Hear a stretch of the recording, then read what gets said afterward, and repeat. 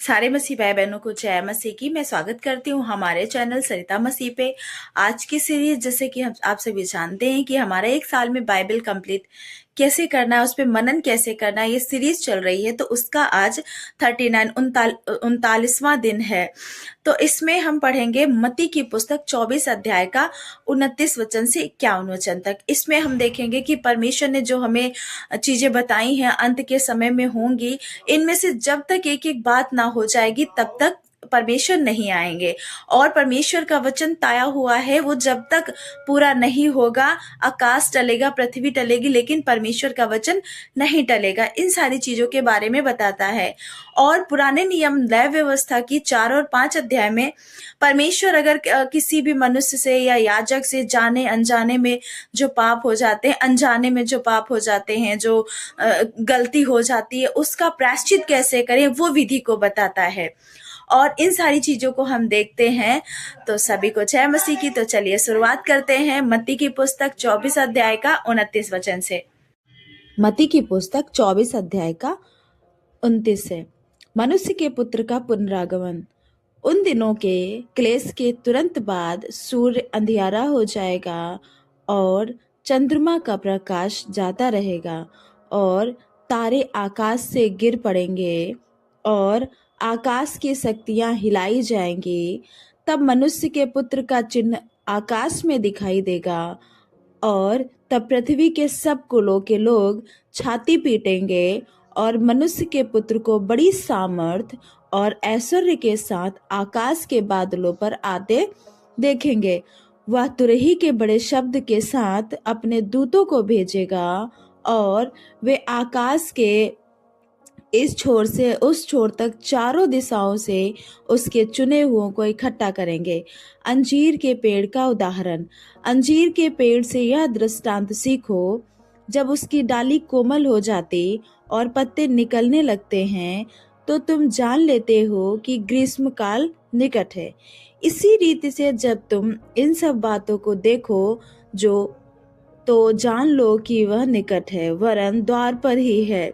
मैं तुमसे सच कहता हूँ कि जब तक ये सब बातें पूरी तरह ना हो लें, तब तक इस पीढ़ी का अंत नहीं होगा।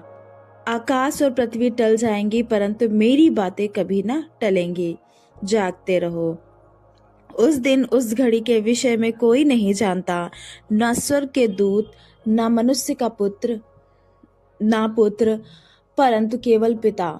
जैसे नूह के दिन थे वैसा ही मनुष्य के पुत्र का आना भी होगा। क्योंकि जैसे जल प्रलय से पहले के दिनों में जिस दिन तक कि नूह जहाज पर ना चढ़ा, उस दिन तक लोग खाते पीते थे और उनमें विवाह होते थे, और जब तक जल प्रलय आकर उन सबको बहा ना ले गया, तब तक उनको भी कुछ मालूम ना पड़ा। वैसे ही मनुष्य के पुत्र का आना भी होगा। उस समय 2 जन खेत में होंगे, एक ले लिया जाएगा और दूसरा छोड़ दिया जाएगा। जो 2 स्त्रियां चक्की पीसती रहेंगी, एक ले ली जाएगी और दूसरी छोड़ दी जाएगी। इसलिए जागते रहो, क्योंकि तुम नहीं जानते कि तुम्हारा प्रभु किस समय आएगा, किस दिन आएगा। परंतु यह जान लो कि यदि घर का स्वामी जानता होता कि चोर किस पहर आएगा, तो जागता रहता और अपने घर में सेंध लगने ना देता। इसलिए तुम भी तैयार रहो, क्योंकि जिस घड़ी के विषय में तुम सोचते भी नहीं हो, उसी घड़ी मनुष्य का पुत्र आ जाएगा। विश्वास योग्य दास और दुष्ट दास। अंत उस विश्वास योग्य और बुद्धिमान दास कौन है, जिसे स्वामी ने अपने नौकर चाकरों पर सरदार ठहराया कि समय पर उन्हें भोजन दे। धन्य है वह दास जिसने उसका स्वामी आकर ऐसा ही करते पाए। मैं तुमसे सच कहता हूँ, वह उसे अपनी सारी संपत्ति पर अधिकारी ठहराएगा। परंतु यदि वह दुष्ट दास सोचने लगे कि मेरे स्वामी ने के आने में देर है, और अपने साथी दासों को पीटने लगे और पियक्कड़ों के साथ खाए पिए, तो उस दास का स्वामी ऐसे दिन आएगा जब वह उसकी बाट ना जो होता हो, और ऐसी घड़ी जिसे वह न जानता हो, तब वह उसे भारी ताड़ना देगा और उसका भाग कपटियों के साथ ठहराएगा, वहाँ रोना और दांत पीसना होगा। यहाँ भी परमेश्वर का वचन मनुष्य के पुनरागमन के बारे में बताता है। अंजीर के पेड़ का उदाहरण देता है, जागते रहने के लिए बोलता है। जागते रहने का मीन्स ये नहीं है कि हमें निरंतर जागते ही रहना, हमें आत्मा में जागना है। हमें परमेश्वर ने जो चिन्ह बताए हैं उन चिन्हों को ध्यान देके देखना है, सुनना है, समझना है, क्योंकि परमेश्वर ने सारी चीजें पहले ही बता दी हैं कि आकाश से गिर पड़ेंगे, आकाश की शक्तियां हिलाई जाएंगी, ये सारी चीजें होंगी, तो मनुष्य का पुत्र आएगा नहीं। ये सब अंत की शुरुआत होगी। मनुष्य का पुत्र कब आएगा किसी को। फिर यहोवा ने मूसा से कहा, इस्राएलियों से यह कहे कि यदि कोई मनुष्य उन कामों में से जिनको यहोवा ने मना किया है किसी काम को भूल से करके पापी हो जाए, और यदि अभिषिक्त याजक ऐसा पाप करे जिसे प्रजा दोषी ठहरे, तो अपने पाप के कारण वह एक निर्दोष बछड़ा यहोवा को पाप बलि करके चढ़ाए। वह उस बछड़े को मिलाप वाले तंबू के द्वार पर यहोवा के आगे ले जाकर उसके सिर पर हाथ रखे और उस बछड़े को यहोवा के सामने बलि करे।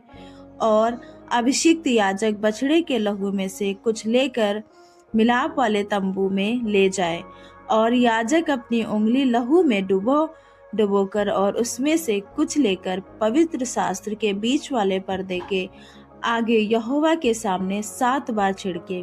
और याजक उस लहू में से कुछ और लेकर सुगंधित धूप की वेदी के सींगों पर जो मिलाप वाले तंबू में है यहोवा के सामने लगाए। फिर बछड़े के सब लहू को वेदी के पाए पर जो मिलाप वाले तंबू के द्वार पर है उंडेल दे। फिर वह पाप बलि के बछड़े की सब चर्बी को उससे अलग करे, अर्थात जिस चर्बी से अंतड़ियां ढपी रहती हैं और जितनी चर्बी उसमें लिपटी रहती है, और दोनों गुर्दे और उनके ऊपर की चर्बी जो कमर के पास रहती है, और गुर्दों समेत कलेजे के ऊपर की झिल्ली, इन सबों को वह ऐसे अलग करे जैसे मेल बलि वाले चढ़ावे के बछड़े से अलग किए जाते हैं, और याजक इनको होम बलि की वेदी पर जलाए।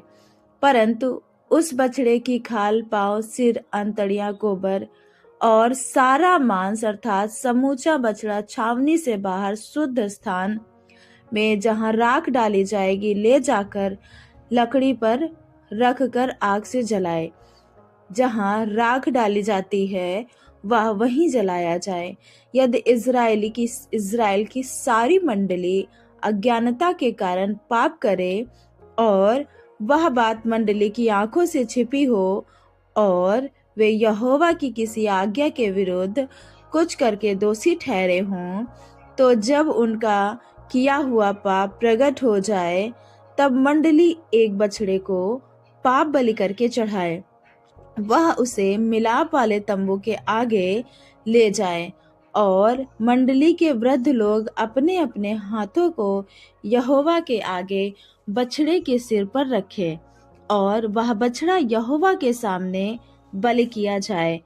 तब अभिषिक्त याजक बछड़े के लहू में से कुछ मिलाप वाले तंबू में ले जाए, और याजक अपनी उंगली लहू में डुबो कर उसे बीच वाले पर्दे के आगे 7 बार यहोवा के सामने छिड़के, और उसी लहू में से वेदी के सींगों पर जो यहोवा के आगे मिलाप वाले तंबू में है लगाए, और बचा हुआ सब लहू होम बलि की वेदी के पाए पर जो मिलाप वाले तंबू के द्वार पर है उंडेल दे, और वह बछड़े की कुल चर्बी निकालकर वेदी पर जलाए।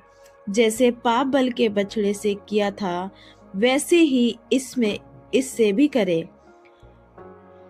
इस भांति याजक इस्राएलियों के लिए प्रायश्चित करे, तब उनका वह पाप क्षमा किया जाएगा, और वह बछड़े को छावनी से बाहर ले जाकर उसी भांति जलाए जैसे पहले बछड़े को जलाया था। यह मंडली के निमित्त पाप बलि ठहरेगा। जब कोई प्रधान पुरुष पाप करके अर्थात अपने परमेश्वर यहोवा की किसी आज्ञा के विरुद्ध भूल से कुछ करके दोषी हो जाए और उसका पाप उस पर प्रकट हो जाए, तो वह एक निर्दोष बकरा बलिदान करने के लिए ले आए और बकरे के सिर पर अपना हाथ धरे और बकरे को उस स्थान पर बलि करे जहाँ होम बलि पशु यहोवा के आगे बलि किए जाते हैं। यह पाप बलि ठहरेगा। तब याजक अपनी उंगली से पाप बलि पशु के लहू में से कुछ लेकर होम बलि की वेदी के सींगों पर लगाए और उसका लहू होम बलि की वेदी के पाए पर उंडेल दे और वह उसकी कुल चर्बी को मेल बलि की चर्बी के समान वेदी पर जलाए और याजक उसके पाप के विषय में प्रायश्चित करे, तब वह क्षमा किया जाएगा। यदि साधारण लोगों में से कोई अज्ञानता से पाप करे अर्थात कोई ऐसा काम जिसे यहोवा ने मना किया हो करके दोषी हो और उसका वह पाप उस पर प्रकट हो जाए, तो वह उस पाप के कारण एक निर्दोष बकरी बलिदान के लिए ले आए और वह अपना हाथ पाप बलि पशु के सिर पर रखे और होम बलि के स्थान पर पाप बलि पशु का बलिदान करे और याजक उसके लहू में से अपनी उंगली से कुछ लेकर होम बलि की वेदी के सींगों पर लगाए और उसके सब लहू को उसी वेदी के पाए पर उंडेल दे और वह उसकी सब चर्बी को मेल बलि पशु की चर्बी के समान अलग करे। तब याजक उसको वेदी पर यहोवा के निमित्त सुखदायक सुगंध के लिए जलाए और इस प्रकार याजक उसके लिए प्रायश्चित करे, तब उसे क्षमा मिलेगी।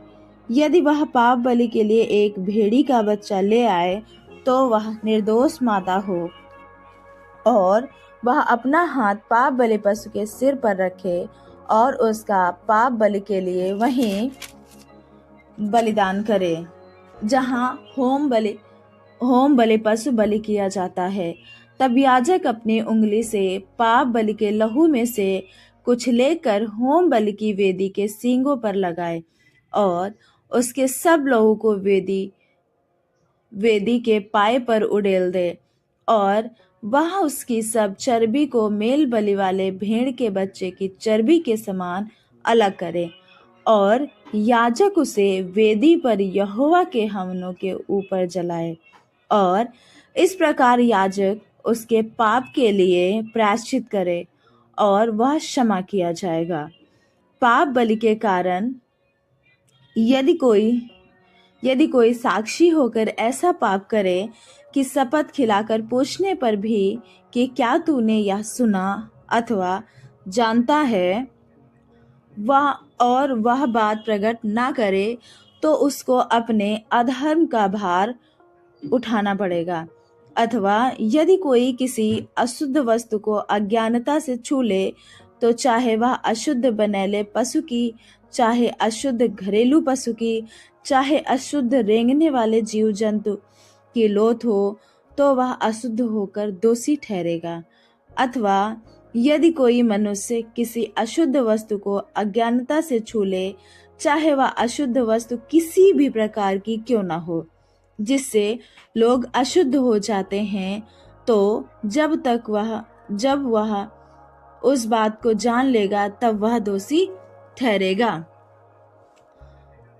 अथवा यदि कोई बुरा या भला करने को बिना सोचे समझे शपथ खाए, चाहे किसी प्रकार की बात वह बिना सोचे विचारे शपथ खाकर कहे, तो ऐसी बात में वह दोषी उस समय ठहरेगा जब उसे मालूम हो जाएगा।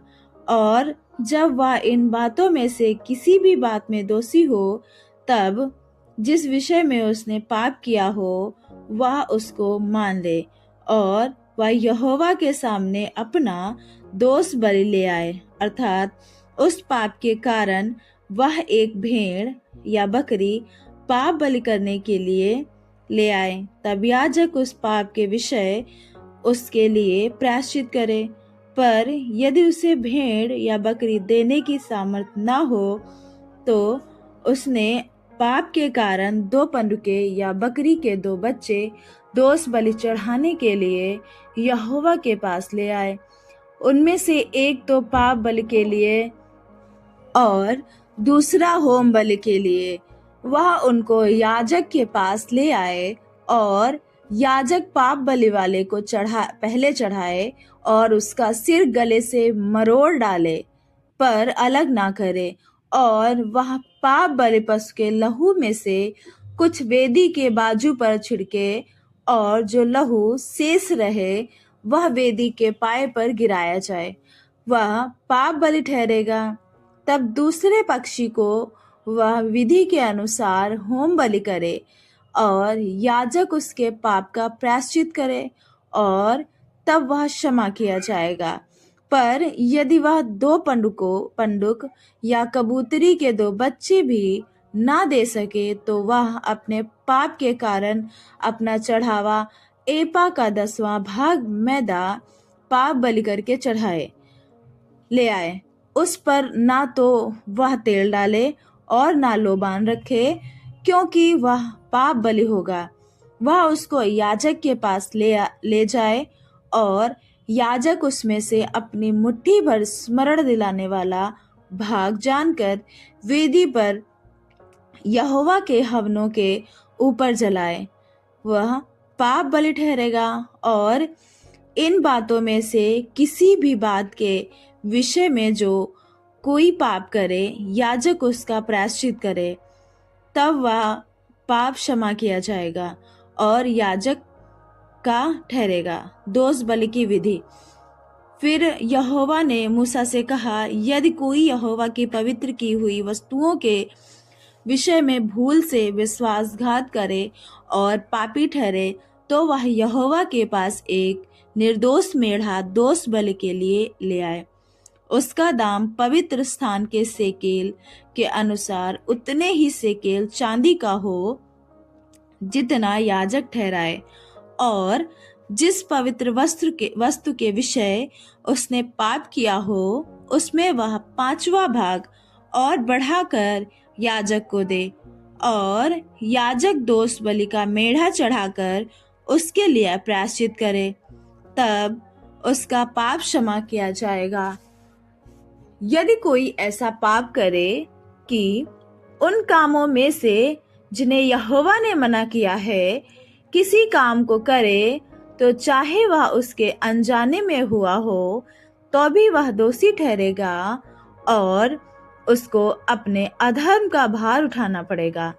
इसलिए वह एक निर्दोष मेढ़ा दोष बलि करके याजक के पास ले आए। वह उतने ही दाम का हो जितना याजक ठहराए, और याजक उसके लिए उसकी उस भूल का जो उसने अनजाने में की हो प्रायश्चित करे, और वह क्षमा किया जाएगा।